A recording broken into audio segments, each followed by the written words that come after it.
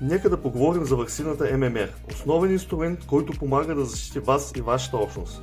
Нека да започнем от начало. Какво представлява ММР ваксината и защо има значение? ММР е тази ваксина, която ни предпазва от морбили, залшка и рубиола. Това е ваксина, която ни предпазва от тези три опасни заболявания.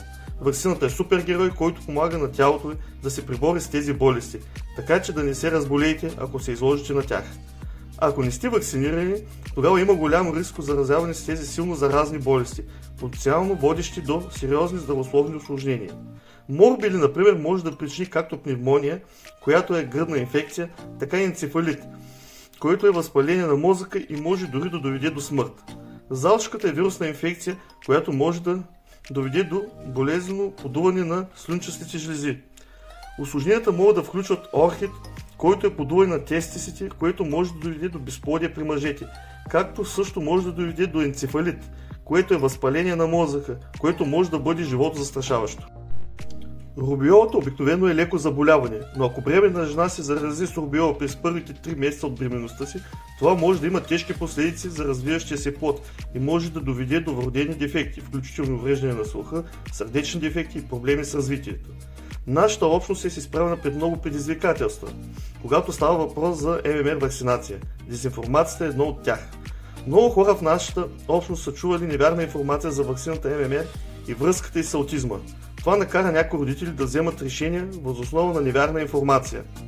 Всичко се дължи на изследване, публикувано преди години, което беше дискредитирано и се оказа напълно погрешно. Няма доказателства за каквато и да е връзка между ваксината ММР и аутизма. Когато за първи път дойдох в тази страна, бях много малка и майка ми не говореше английски.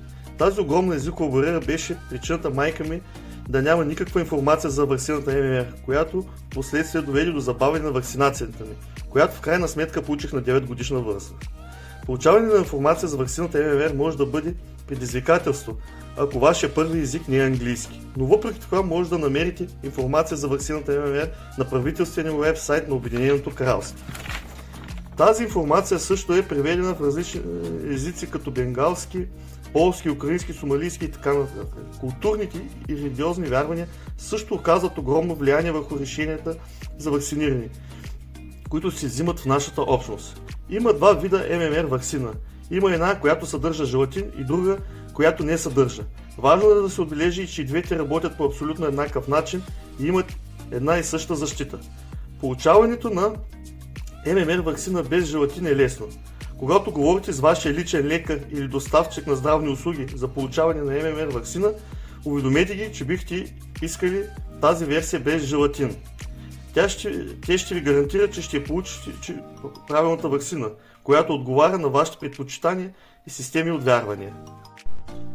Някои от вас не са имали ММР ваксина, когато са били по-млади, но докато растете и научавате повече, вашата гледна точка може да се промени. Всичко, което трябва да направите, е да се обадите и да си запазите част при личния си лекар и да се вакцинирате. Ако не сте сигурни дали сте били вакцинирани или не, винаги може да се обадите на вашия личен лекар да проверите.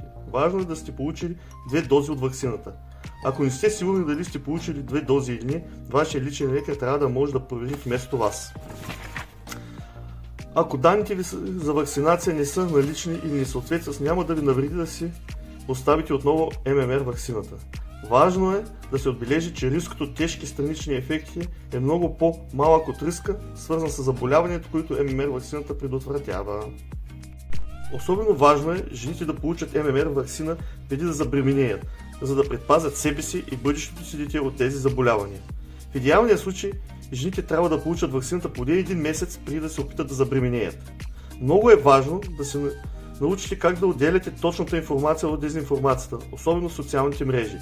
За да научите повече за ММР ваксината, моля, консултирайте се с вашия личен лекар по уебсайта на NHS или уебсайта gov.uk. Моля, щръкнете върху връзките по-долу относно информацията за ваксината ММР. Можете да промените нашата общност, като споделите точната информация и подкрепяте вакцинациите. Вземете информирани решения и помогнете на нашата общност да остане здрава.